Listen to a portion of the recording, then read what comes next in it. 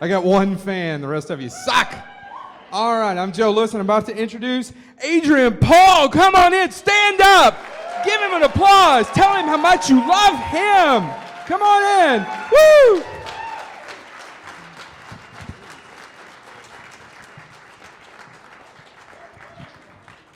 Hi, guys. When you stand next to me, it looks like that one of these things doesn't belong, one of these things.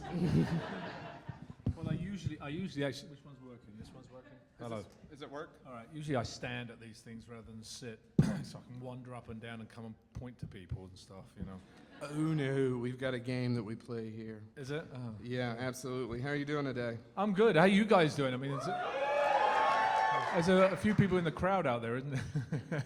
Yeah. So let's start with a softball question. So what projects do you have coming up? I just finished a pilot that's a pitch for a series called A Beautiful Distraction, which is shot in New York, and we'll see where that goes. And then I have another one that I'm doing in about a month or so called The Devil Came from Kansas, and I play the devil. Sweet. That sounds really good. Which should be fun. And again, we'll see how that goes. But then I have something called Red Sneakers that came out on Netflix, or should be coming out on Netflix soon. I had something. I've got all these little things I do, and I just go, I'll do them and go off, you know. But right. You know, I'm into production now, and I'm into my sword experience, which some of you know about, which we did actually in this room. It seems so different with all the walls in now, you know. But yeah, so I'm fairly busy, as well as my Peace Fund. Radical, is it Radical Productions? Did I say it right? No, Radical Road is Road. no, Radical Road's another. Film Blips is my production company. Okay. Radical Road was one we were working on, and we may still resurrect it, but it's not Got working it. at the moment. All right, so this is what we do. Do you see that cube right there? The one that says Lexington? That's a microphone. So, who has the first question? I'm going to throw it at you. Yes. Which one wants it? That guy was really excited. Yeah. Yeah. We're in UK. I've got to tell you something else too, which is kind of fun. Yesterday, or day before yesterday, Bev Shahar and myself, who is the head of my my Peace Fund organizational team, we interviewed some people for Peace Fund Radio, which is a radio show I do weekly. And they kept saying, yeah, you know, in the UK, I'm like, what, England? They're like, no, University of Kentucky. So now I know what UK stands for here. And transies, which is very similar to, anyway. So now I've got to get the lingo right before I get... There's a bunch of people in here who are transies from UK. Ouch. Go ahead, sir. Adrian, growing up, I always loved hanging out with my dad, watching Highlander and everything. And my favorite part of the show was any episode we never knew just where in the past you would have the flashback to. I'm just curious, what was your favorite period set costume from the show? Well, I did like being Duncan MacLeod in the Highlands of Scotland. You know, it was kind of fun because I kind of felt that was his roots. But you know, it's like going to a fancy dress party. You know, you're dressing up every week as somebody different. And so we had, when we were in France, we had some fantastic costumers because there's a lot more period stuff done in Europe than there is in America. You'd have, you know, the Americans' War of Independence or the Civil War or those types of costuming that you could get easily here. But then when you're going into, you know, Scottish or French, European type of flashbacks, it was a little harder, but so it's fun to actually do those ones in Europe. And if you notice, we did slightly more European ones when we were in Europe and more Americanized ones when we were in America. So, but they were always fun to do. You know, I like the Cavalier type of thing when they had a little mustache and a little hat and, you know, the French. Hello, this is for you. You know? Funny thing is that the sword experience, which is something I started about 2 years ago, has taken people to many castles and different places around the world where I teach people a sword fight, sometimes from Highlander, sometimes from Game of Thrones, Into the Badlands, depending on Dracula, all these ones, Bond, and it's kind of grown, and that really has diverted from one thing to the next. The sword experience started as one thing, and that's become something else, and now I'm taking people to Belize possibly later on this year. As 6 days in Belize, so you get to tour the Inca ruins and all this stuff. So I think history is one of the greatest things, and I think that was one of the things that the show gave, was history, gave you some insight into some really cool stuff. And I think, well, if you're going to do swords, you want to see a little bit of history too. You want to see some of that fun. And if your other partner doesn't really want to do that, then there's other stuff to do around there, because like somebody says, well, my husband doesn't really want to do this, or my girlfriend doesn't want it. Well, that's why we try and do this experiences rather than the sword teaching thing, so that it's an experience, so that you can go and experience the wine tasting in that area, or the ruins, or the castles, or the culture, or the food. That's an experience to me. So that's kind of how we developed that. So history's kind of part and parcel of what I did and what I still do. Okay. Next Pass question. the cube. You and then the lady at the end. No, you go ahead. You go ahead. Okay. You got to dunk it afterwards. You know that, right? You got to dunk it. It doesn't mean Duncan. That means dunk. Anyway, it's okay. Well, anyways, what's up, Adrian? Or, yo, Adrian. Never heard that before. I figured you didn't. As moderator, my job should be to come smack you. You're too cute. Keep going. I don't know how to feel about that. But anyways, Adrian, first of all, the good news, thank you for Highlander TV series. Introduced me to the great, movie series of Highlander. I appreciate that.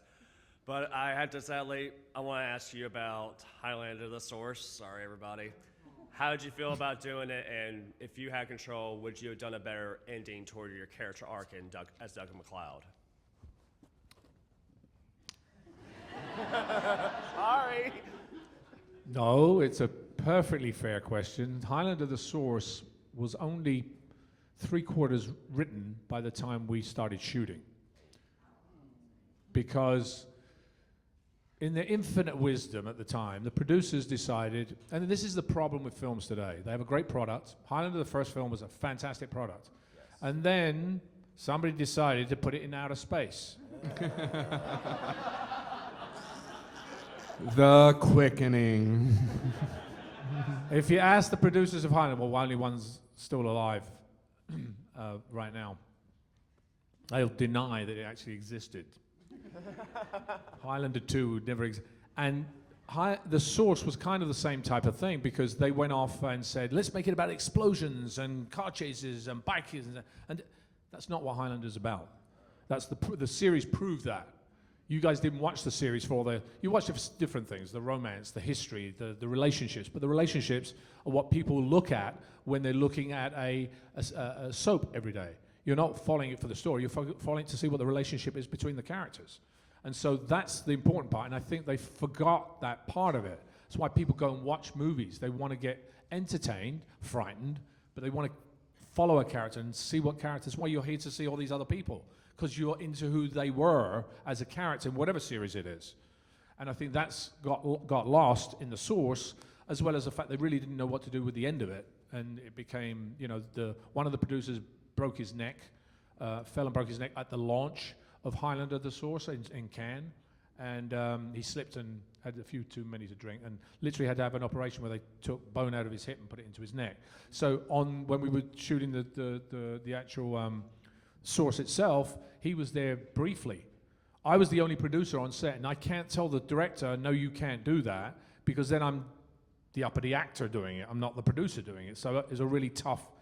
So it was a bunch of problems with it. And would I have done it differently? Yeah, I would have done it differently. Oh, right over here. Oh, she is going to let you know. That's the most fun you're going to have here, is throwing that damn thing. So you. There's been so many accidents with that damn thing. Yes, there has. Adrian Paul, I'm so excited to meet you. Thank you. Oh, Leave me alone, I'm fangirling. she's blushing. You be quiet. What was it like in a typical day, those sword scenes? Well, like I tell people when we do the sword experience, if you're not that good at it, you got to practice, right? So we would have a variety of different people that would come into the show, and I guarantee you every single one of them wanted to do the sword fight, because I think it's in our genes. We've only just started using guns for the past 150 years, 200 years perhaps. Everything else was all a sword and hand-to-hand combat, so I think it's part of who we are. So we would do a lot of training. We'd have to do a lot of training, I could pick it up very quickly because I'm doing it every day virtually. You know, I'm doing one fight or another fight. Season 2 got into too much of the, I would say, kung fu type of action B-movie stuff where you'd have literally 10 different action sequences in 6 days. So you're either fighting, jumping, falling, you know. So you really we had to be careful. I was able to pick it up quicker, but people coming in that wanted to do the sword fight would actually have to spend time on learning it. And they would spend the time, and then we would do the sword fight. The sword fight would normally take us 4 to 5 hours to shoot, like a sword experience. That's just one sword fight. And it would normally be, like a minute on screen. Yes, it would. That's really what it is. And, you know, when we did the sword experience last night, I've changed, as I said, the format's changed. I put a little film together for people at the end, and I try now to do the intro and the outro. So in other words, you got all the sword stuff, but then you've got to set up the entrance and the drama. And so that's when we do the sword fight. It's not just about the sword fighting, it's about what the conversation is between the two characters, where they're living, what the situation is. So you have to set that up filming. That's why it takes so long to do it. So that would be a normal day for me, would be literally, you know, I'd be either rehearsing with somebody else and then 3 or 4 days later shooting it, or sometimes I'd be between scenes. When I did Duende, which was, you know, one of the best, I think, technical sword fights we did with two blades, I'd be doing a take. Oh, yes, I love you, I love you. Okay, let's do the sword fight next. So we'd be off in between. I'd do the sword fight, come back and do the next take. I really do love you, yes. It was really hard to be there that day. You know, so whatever it was, it would literally be going backwards and forwards between the two. Okay. Anybody? Oh, you got a long throw now, don't you? You don't trust it, do you? You don't trust your arm, do you? Oh! There's insurance claims coming out. I can see it now. Okay, I just want to make sure that was not me. Are we okay? See, everybody here's like, it wasn't. That was good. She's trying to kill you. She just karate chopped 15 people with a... took out a swath of people down That was the an middle. area of effect spell. Very well. Perfect. So I just caught an episode that I didn't catch in the original run. It was called The Pharaoh's Daughter. It had Nia Peoples. And so I was struck by the fact that you had, spoiler alert, that you had to fight her at the end of it. What? Sorry. But you also had to do some fairly intimate scenes with her, shall we say? And I wonder, between the sword fights and especially the European versions, which when I was younger I didn't get to see those, that was unfortunate.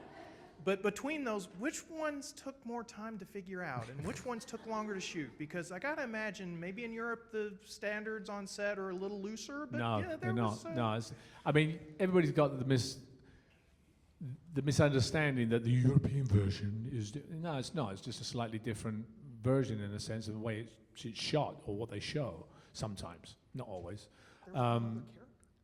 When you do a love scene with somebody, it's technical most of the time. Just to go at it doesn't necessarily... You can't film it. It's not... I just literally did one in...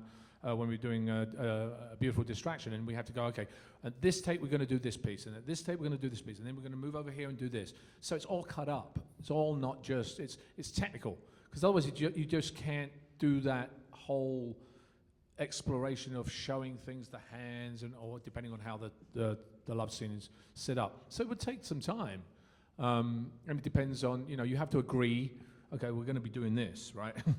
And how far can we go? And, some are like, oh, we'll go loads of ways. No, wait a minute. Yeah. I'm just listening, dude. They wouldn't take a huge amount of time. There wouldn't be much different between the two. And the funny thing is the European version of the Highlander series was only because of the difference in the changeover between PAL and NTSC, which was the format that the American version was shown on television and the Europeans, because it's a different format. And that took out 4 minutes of the show. So when we delivered the show, we would have to deliver 48 minutes, I think it was. So we would come up with 44 minutes when it was transferred into the European version. So we would have to shoot another 3 or 4 minutes of a totally different scene that was not shown in the American versions.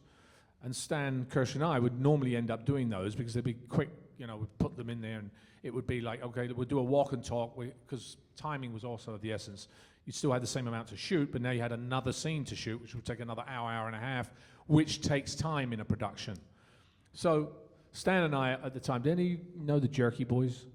You know who the Jerky Boys were? Hello, Rubberneck, hello, Pencil. Anyway, so Stan and I, we knew that the European version would never actually be in English. It would be translated in French. So the dialogue would be like, so Duncan, do you think we should be doing this? I don't know, Richie, but you've got to be careful. And we go, hey, listen, Rubberneck, what do you think it's going to be? I don't know, Duncan, what are you looking at, you dumb, anyway. So we would just do this whole thing, and you'd never know it unless you actually, translated the English version. So that's the difference between the two. Okay, next question. Let's try not to get anybody hurt. Good shot, sir. Good job. Job. The UK would be proud of you. And the transies. I was wondering, what are the characters of the Highlander that you would really liked acting with the most, and was that your real hair? Which one of those questions would you like me to answer first? Whatever floats your Which boat. of the characters did I like working with the most? Yeah. We had a really Tessa. fun... Tessa was always fun. I mean, isn't it interesting?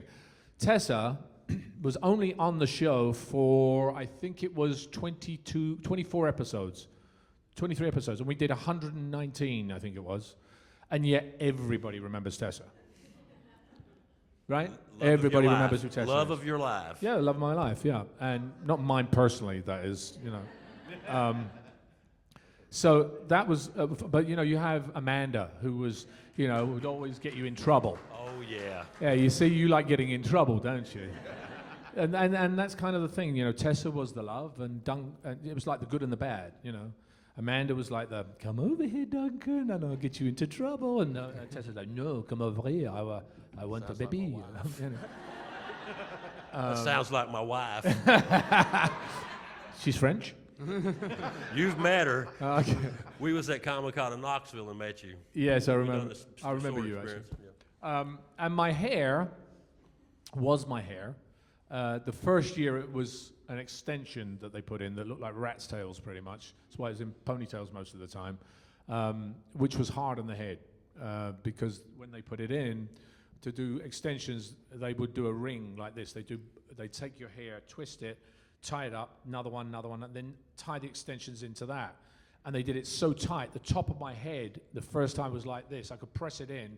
It's swollen up so much because it was so pulled. So when these extensions would have to be removed every 2-3 months, chunks of my hair would come out with it. So second season, I'm like, no, we're not doing that anymore. Let's grow that stuff. I'm growing my hair. So if you look at my hair then, it had gotten to about here, and then it got longer and longer, and then by like season 4 or so, I could actually literally touch it from behind. It was long. And then I cut it and sold it to charity. Good deal. Which actually, I've got to tell you something funny about that. We just did the Highlander convention in October, a reunion, and somebody redonated my hair with the band on it so we could resell it. And it was so bizarre. It's like I'm looking at my hair 20 years ago. in a ring, in a hair tie, in it.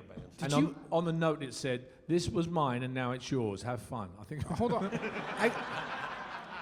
I've got to ask about the person who bought it and then decided, 20 years, let's let somebody else enjoy his hair. Do you know what I mean? How did that conversation come about? It's like, well, it's been hanging in the den over the fireplace. I don't know. I really don't know. I have a piece of Duncan MacLeod. Do you know what I mean? It's like, now let's give it up. I don't know. Sorry. Anyway. Hair is protein, guys. That's all it is, in reality. But it changes us. It changes our concept, doesn't it, of people? Like short hair, like, oh, you look better with long hair. Grow long hair. I liked you with short hair.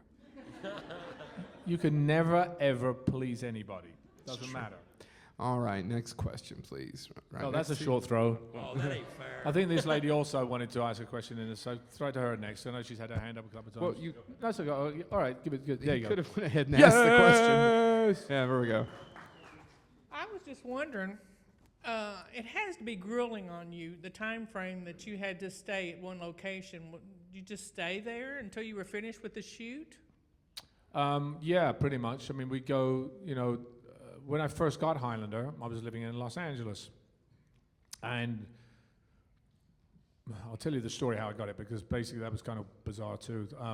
After 3-4 months of going in for tests and doing a screen test and all this, and feeling I didn't get it, my agent went on vacation, and I'm in a gym looking out at a Mercedes going, oh, I wish I could have had that. If I'd done this series, I probably would have been able to afford that, but oh well. And I got home, my wife goes, oh, you got it, and you're leaving Monday. This was on Thursday, right? So all of a sudden, I'm going to Vancouver for the next 6 months. Pack your bags, go to Vancouver, get there, we'll sort it out when you get there. And so yeah, you go to that location, they put you up in a hotel, or if you decide to actually, get a residence somewhere, like an apartment or something, they put you up in that. And then we would have like a month off for Christmas, maybe 3 weeks off for Christmas, and then we would go to Paris for the next 3 months. So it was a constant move all the time, backwards and forwards. I like traveling personally, so it wasn't so much of a hardship. The hardship is when you have a family, etc. Now I've got kids. I didn't have kids at the time. It's going to be harder now for me to move. If I have to go and shoot New York, for instance, it's going to be a lot harder to do. But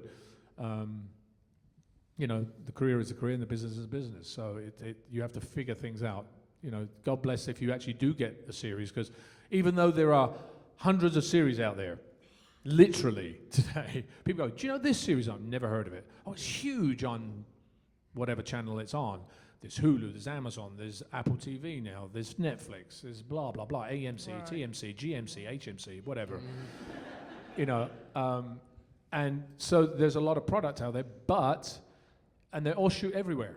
They all shoot in various, and actors are always traveling different places, so they're never in one space. I figured that. But I want to thank you, too, for all the wonderful years of entertainment that you've given us, and we love you. Thank you. Thank you. Aww. Give it, throw it over this way, I think. Throw it back over there to that guy. Oh, passing it. Oh, threw it. Okay, good job. Along that vein, what was it like for your family while you're in the entertainment business? I mean, I know the schedule is grueling and whatnot, but do you have time on set to spend with your family or take some time out for your family? I don't like my family on set a lot of the time because it's a distraction. If they're in the city, great, but when you're working, it's a very narrow world to be in, and it's a very strange world in a sense, because you get to know people a lot better than you know your best friends, because you're spending so much time with them. So when your family comes in for a short period, it's great, but if they had to be there all the time, it's because I've got to take a look at my kids. Make sure my kids are like, I don't care if you're filming, I want attention. Right? You've got a 5-year-old or an 8-year-old, they don't get it, right? When we get older, we're like, oh, he needs his space, but no, kids don't. So it's hard to do that if you have kids on set.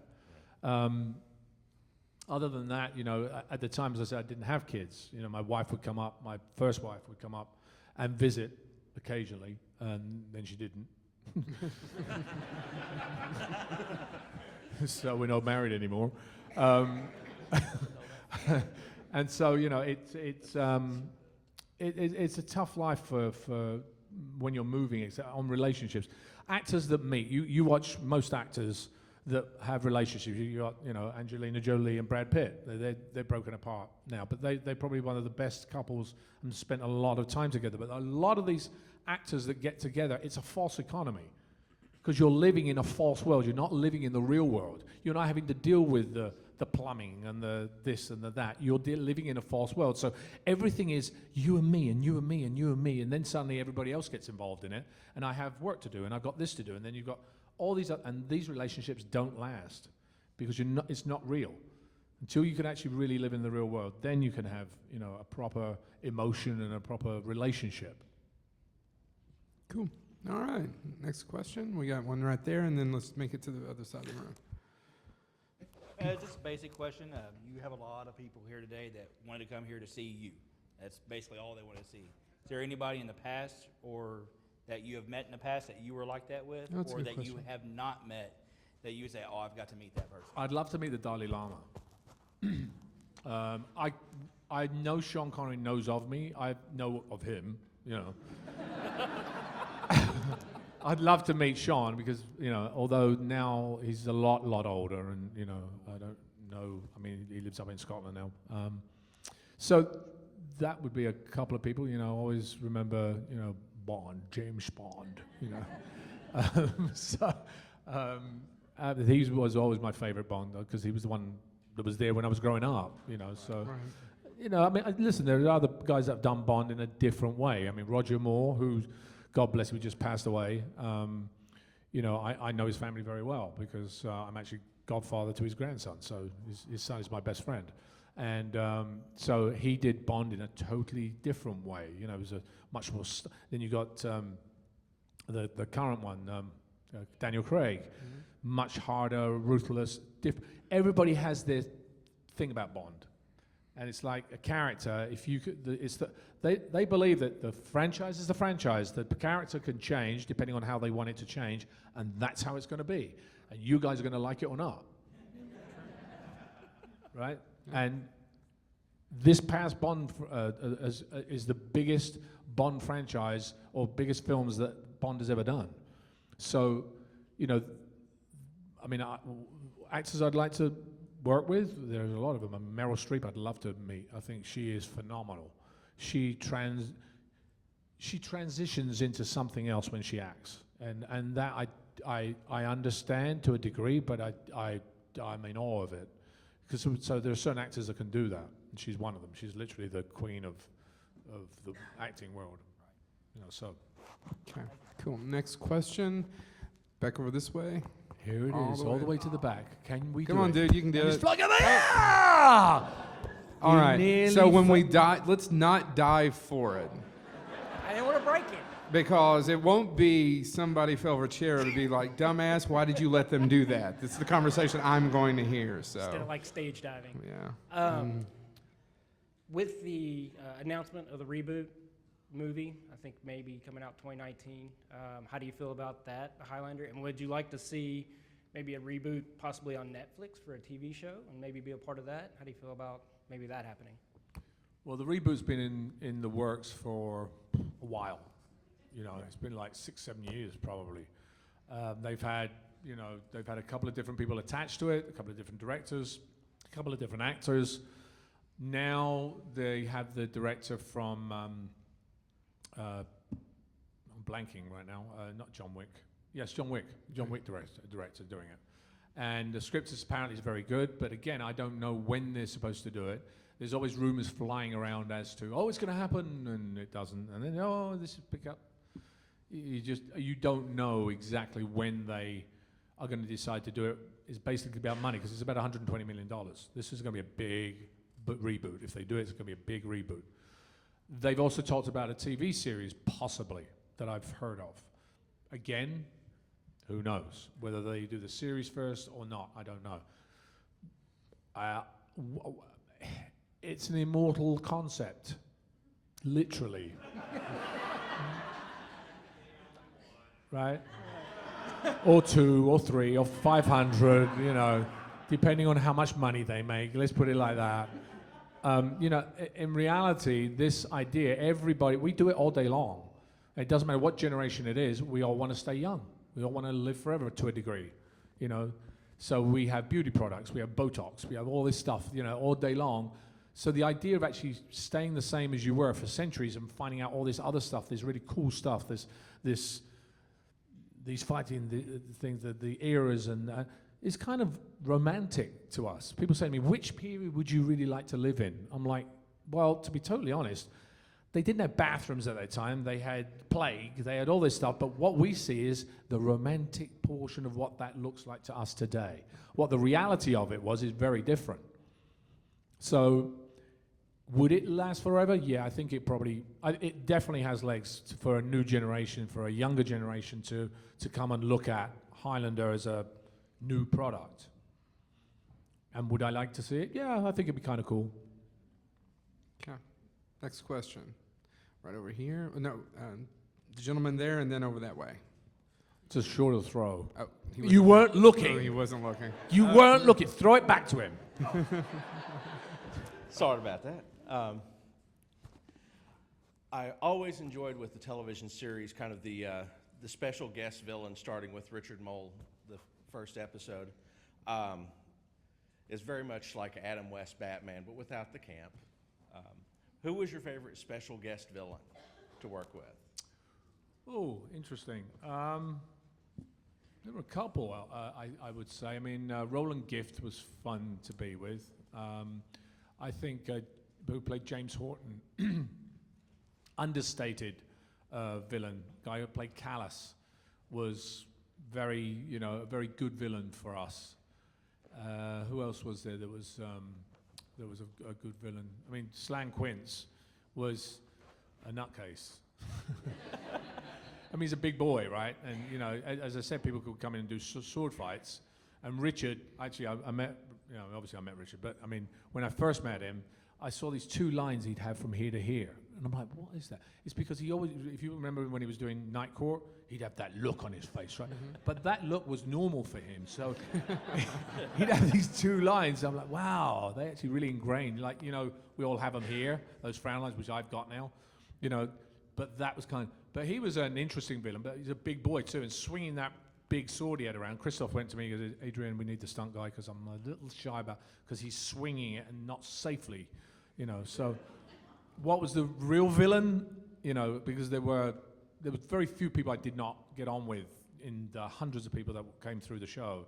Maybe 2 or 3 of them, and a couple of them are real villains for one reason or another. And I won't mention who those are. Oh my God. We won't tell. No, we won't say that. Yeah. All right. Yeah, you're right. Next question? Next question. Yeah, because he's not going to answer. All right, so I know stage combat can be really hard. How do you prep for that when you have swords and all that? And then the other question is, what is your favorite type of sword that you like to use and why? Okay. I have a couple of different favorite swords. The katana obviously is one of them because I know how it flows, but it's not necessarily the strongest sword to use. It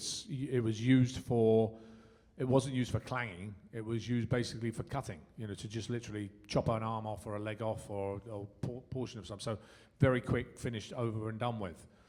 Other ones I like the claymores and the single-handed weapons.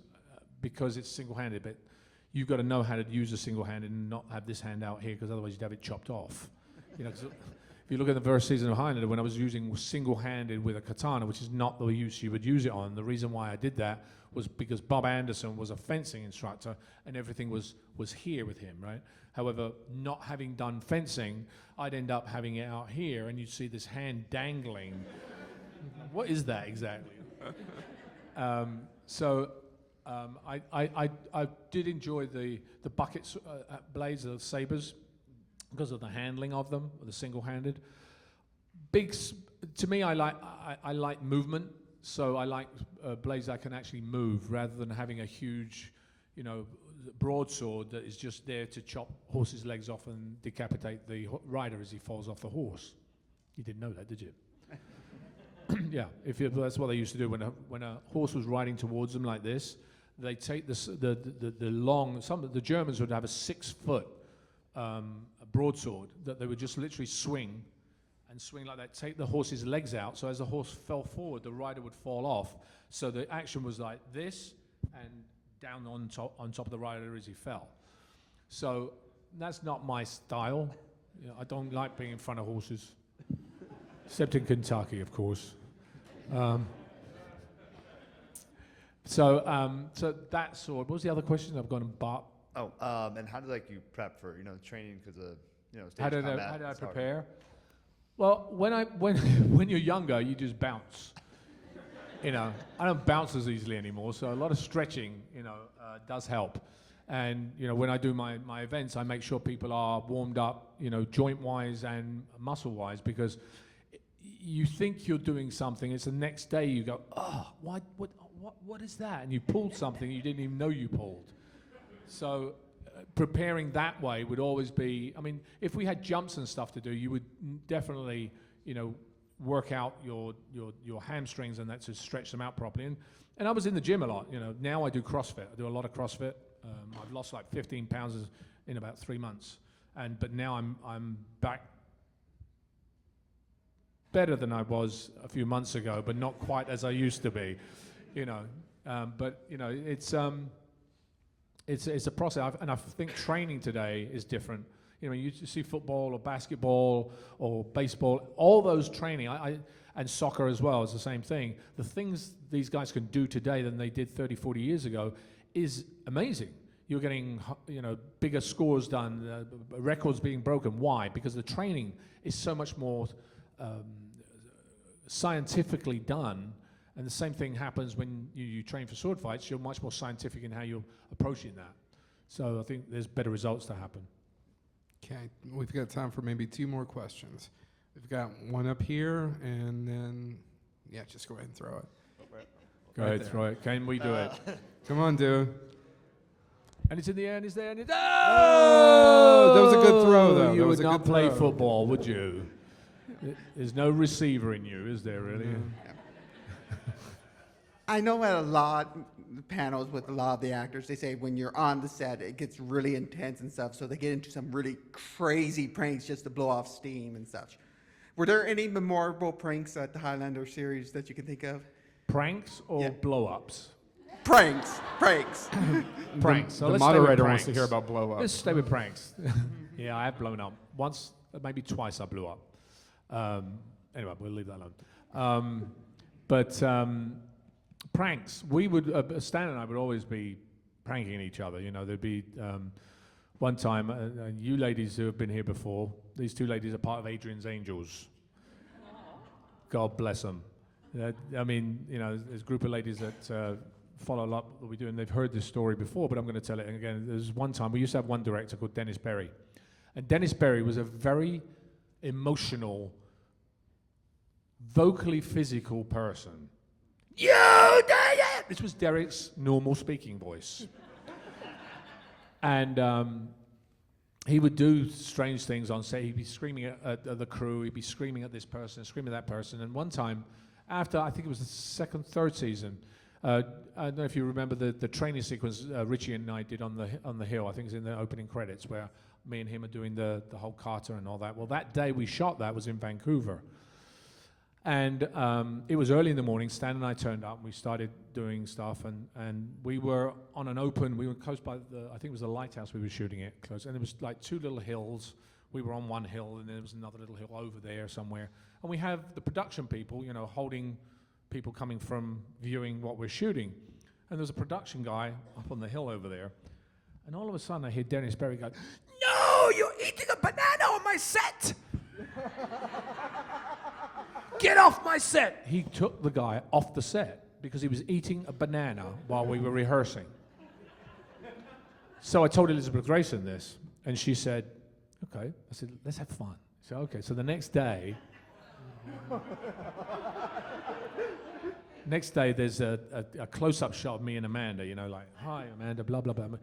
And so Dennis is watching the monitor, because we'd have a monitor, these tiny monitors at the time.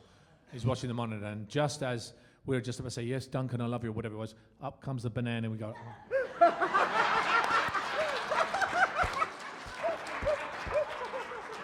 and so this was a constant for us, because it's a great way to blow off steam, The one that I think is probably the most famous that we did was in Paris, and in Paris we would have like a trailer to have lunch in, because we couldn't, it was too cold during the day, so we'd have this closed area which was glass, and we would have tables set up like this, and Stan and I were always kind of playing on one thing and another, and at this time I was sitting at the table here, and the producer's sitting here, and Stan is behind me like this, and I watched Stan, And I'm looking at him, and I just see that look in it. You know when you know somebody well enough, you know they're going to do something.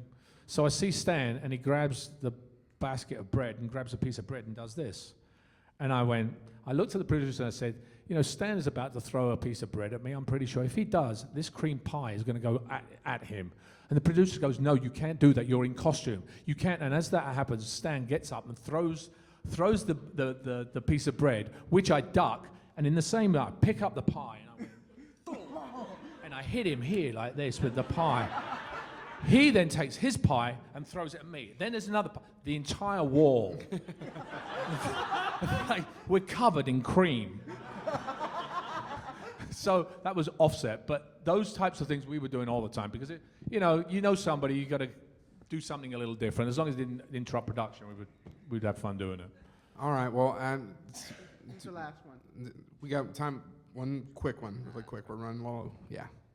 Very quickly, you're bringing up Stan. The way it ended, written-wise, with you and Stan, was that how you expected it to end? No, like Tessa, the thing about Highlander, which was really interesting, was there was the unexpected. A lot of good shows today are unexpected. Things that happen in shows, you're like, oh my gosh, that happened, I can't believe it. No, I don't want to watch this anymore, but I'll watch next week. Right? And the same thing with Highlander, Tessa dying. People were like, it can't have happened, but they were watching more. When Richie died, when Richie's end was, I'd said to them, we need to do something. We're in season 5 now. We need to do something that changes it up a little bit because we're doing the same thing all the time, and you're following the same character. So they're like, okay, great, we'll kill one of the characters. We'll do Stan. I'm like, oh no. Anyway, so they decided to kill Richie off. I just thought it was odd they had you do it. What? I just thought it was odd they had you do it. They had me do it. Yeah, I know. But that was but think about it. Dramatically, it's the best person to have do it. Because it changed who Duncan was right at that point. I mean, he cut his hair in a ritual. Not because I wanted to cut my hair. Well, I did, but I came up with that idea. Actually, I did come up with the idea of doing it because it was such a significant thing for him to go through. And the whole series is about what's it like for somebody to see someone that they've known for so long and they grow old and die. Or your best friend who's another immortal who's gone off on a tangent and you have to face them and kill them. And this person was somebody I was mentoring who I knew what he was when the first time I saw him. And so to bring that person and have that person die in your hand is tragic and dramatic. So it was the best person to have it done. And it was really hard on me to do, actually, because I'd known Stan for 5 years. He was like my little brother. And as I said, all the stuff we used to do, all the pranks and that we used to do, Stan would look at me afterwards and he met my brother and he went, now I know why you treat me like you do. Because of that, and that's, so. But Highlander gave me a lot of stuff. It gave me the reason why. It taught me a lot of stuff as an actor. It taught me as a director. It taught me as a human being. Because Highlander made me create the Peace Fund, which is, actually, I'm wearing one of the T-shirts, our first T-shirt, right? Protect, educate, aid children every day, right? And these T-shirts, thank you. It taught me about, and a acting teacher told me, as you change as an actor, you will change as a human being. And as you change as a human being, you'll change as an actor. And it was true, because what Highlander showed me in the history that it gave me about cultures, in the people that I met, was a caring, it made me explore who I was. And when I saw the kids that would come to me, I thought, well, maybe I can do something that will change their lives as well, and that's why the Peace Fund was started. So I want to thank you very much. Thank you so much. Give it up for Adrian Paul. He's got a photo op. Stop by his table. Thank you so much.